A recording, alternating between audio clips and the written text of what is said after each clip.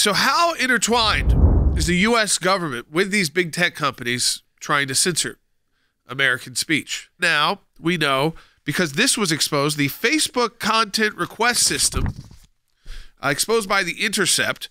And what's in there? Well, a special web link that's live today.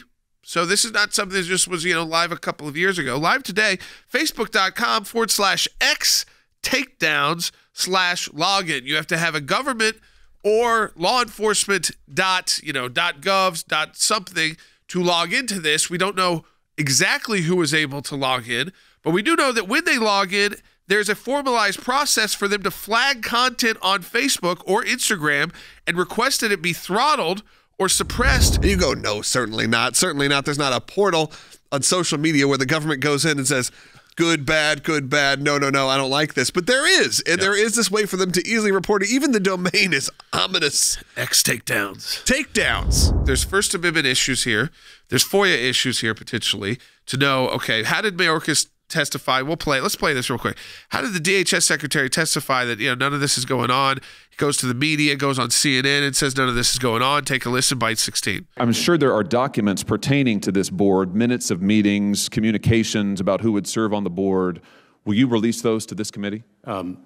Senator, there are not yet this governance board. Wait a minute. There are no minutes of meetings about this board? It is not yet. You've not created any records? It has not yet begun its work. We have the login now.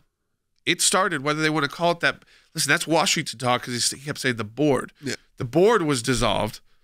The work that they were doing at DHS was ongoing. Our founders could probably not have imagined Facebook or Twitter, but they knew the danger of government throttling information. There is this long thread over 240 plus years now, and the Biden administration has uniquely tried to undermine the capacity for all of the voices to be heard.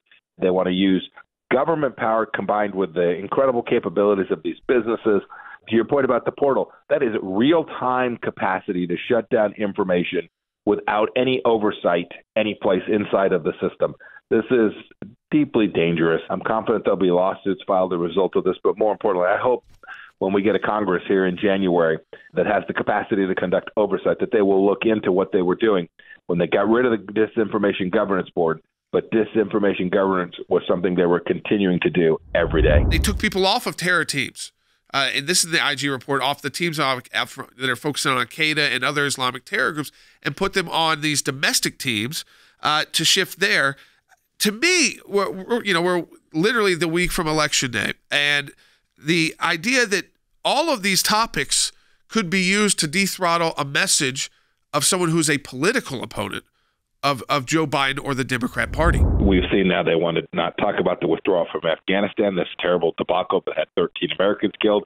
Not permitted to speak about this. Ukraine, support for it, against it, lots of different views. By the way, across the political spectrum, there's those who are for and against it on the left and on the right. These are exactly the kinds of debates that the American people should be having. And clearly, the Biden administration believes that it is losing the argument. It is losing the debate, and has chosen to use its power, governmental power, to throttle back the voices that oppose them.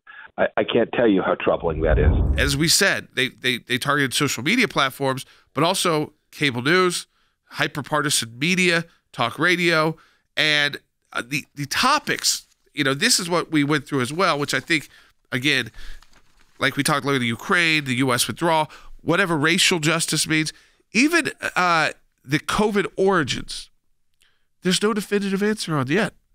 So it's just whatever is their talking point of the day, they get to the Hunter Biden laptop is a perfect example. Now we know how they did that.